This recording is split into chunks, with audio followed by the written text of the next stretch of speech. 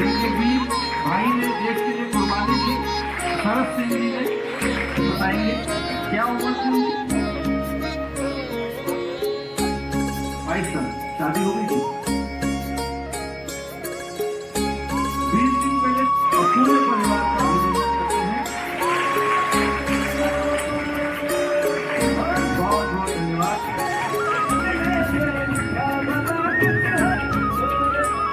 अब हम स्टेज पे बुलाना चाहेंगे शहीद सिपाही तरलोचन सिंह जी।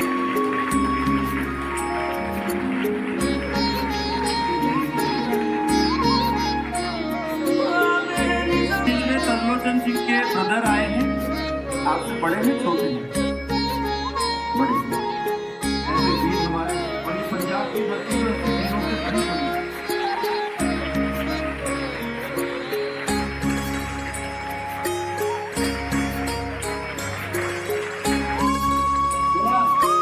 बहुत दिक्कतें हैं, बहुत चिंता मत करना, हटे चलेंगे।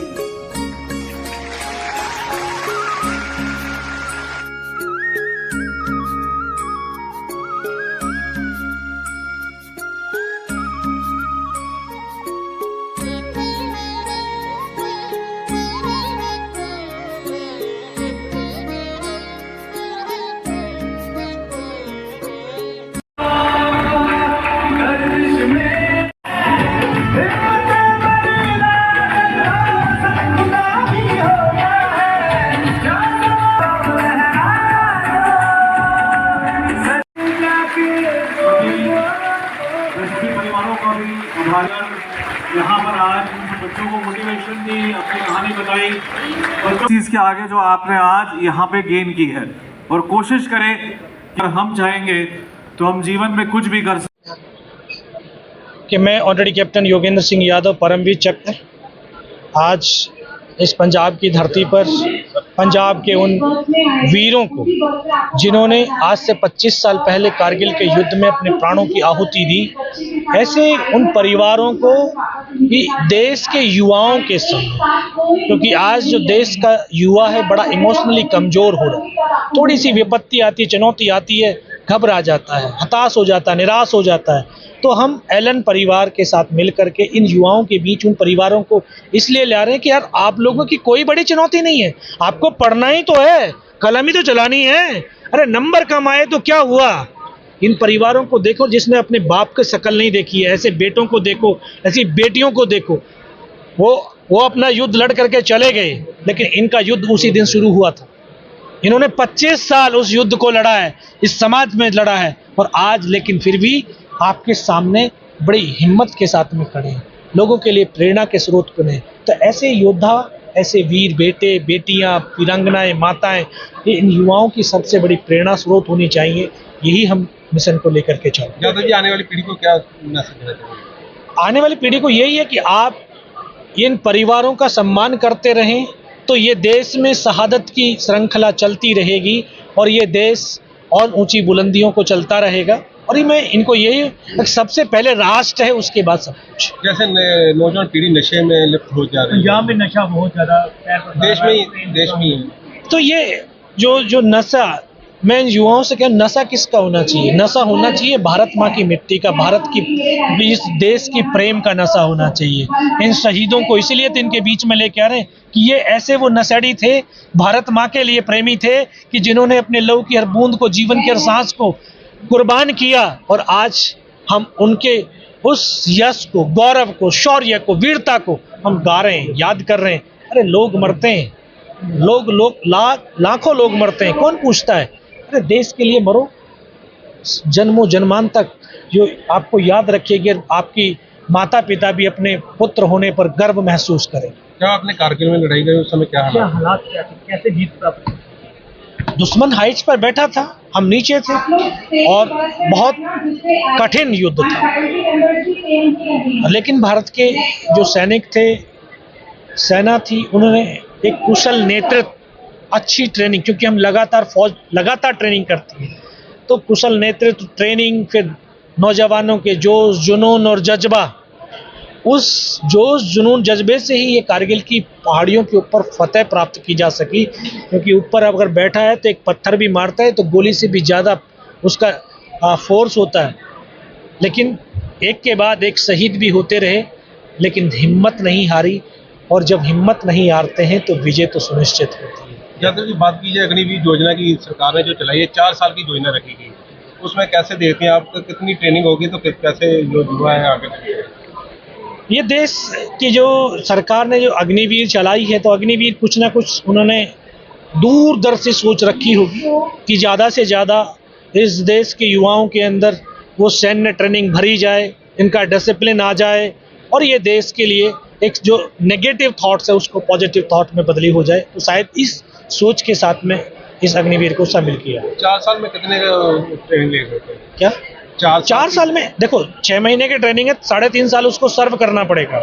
आज ये बैठे हुए हैं, ये 7 बजे से पहले नहीं उठते हैं, लेकिन 4 साल जब वहाँ रहेगा तो उसको 4 बजे उठने की प्रैक्टिस हो जाएगी।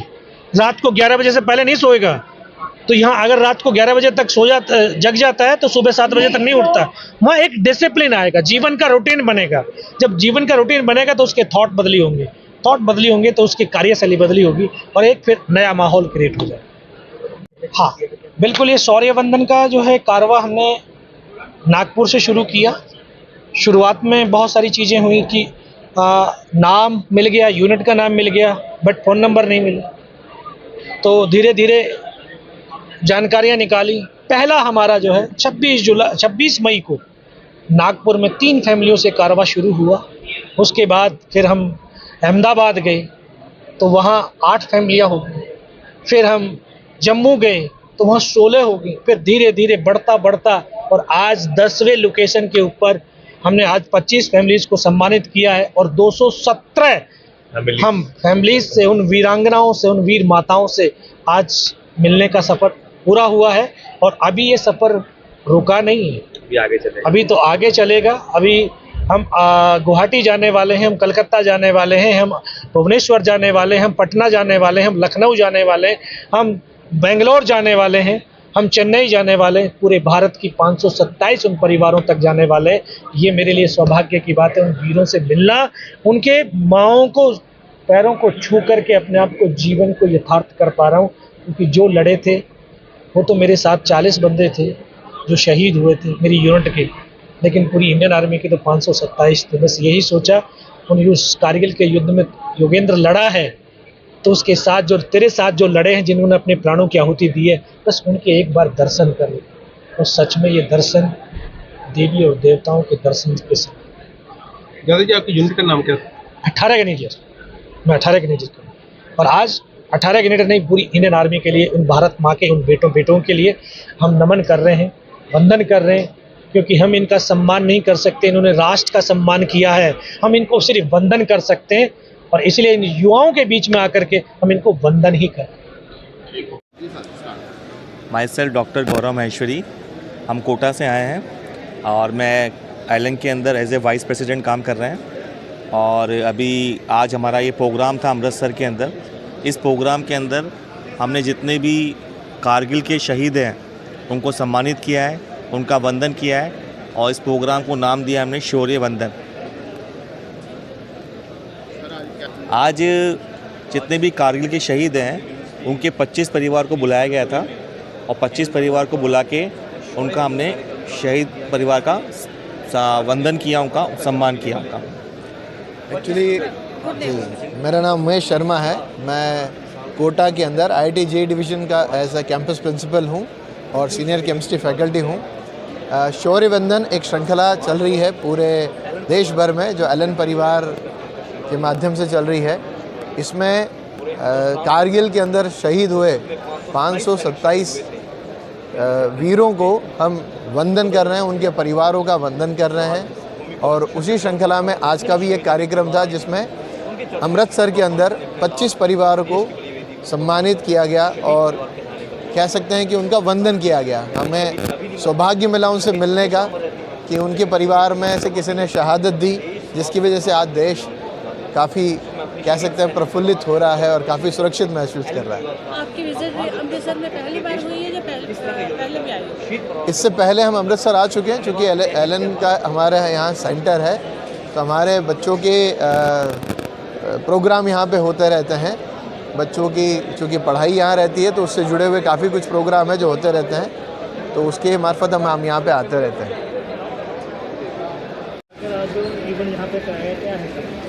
सर झुके उनकी शहादत पे जो शहीद हो गए हमारी हिफाजत में।